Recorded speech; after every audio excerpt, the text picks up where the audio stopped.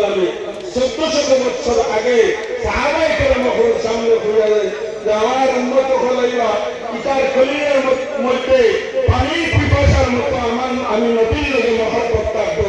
ও তার লাগে রাসূলুল্লাহ ফরমায় যদিও কবরের মধ্যে 3 সাল হইবে মার রব্বুকা ওমা দীনুকা ওমা হাদার রাসূল, যে তোমার রব হে, তোমার দিন কিতা, আর ই নবী ব্যাপারে তোমার জ্ঞান ধারণা কিতা।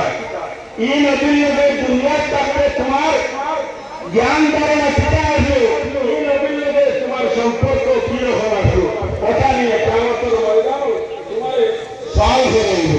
মানুষকে কবরে দেওয়ার পরে কবরের মধ্যে আল্লাহর হাবিব আহমদ মুজতবা মুহাম্মদ মুস্তাফা সাল্লাল্লাহু আলাইহি ওয়াসাল্লাম ফরমায় কবরের মধ্যে নেকি মন্ত্রী আইবা, মানুষকে বসানো হইব, সওয়াল জবাব হইব, দেশে কোন রাওয়ায়তের মধ্যে আনে আল্লাহর হাবিব সাল্লাল্লাহু আলাইহি ওয়াসাল্লাম রে দেখলেন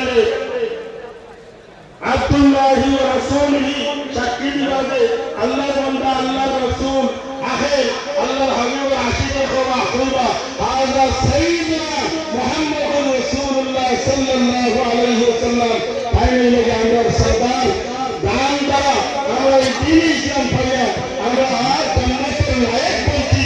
এই লাগে আমরা আসলে যখন নবী মুহাম্মদ সাল্লাল্লাহু আলাইহি ওয়াসাল্লাম মুআজ্জাজ হাজিরিন, আমরা এই আকীদা বিশ্বাস সর্বদা থাকতো আমরা নবীর লগে প্রেম ভালোবাসা রাসূলুল্লাহ ফরমান দান তাকিয়া আপনার আমার নবীর লগে মহব্বত থাকতো।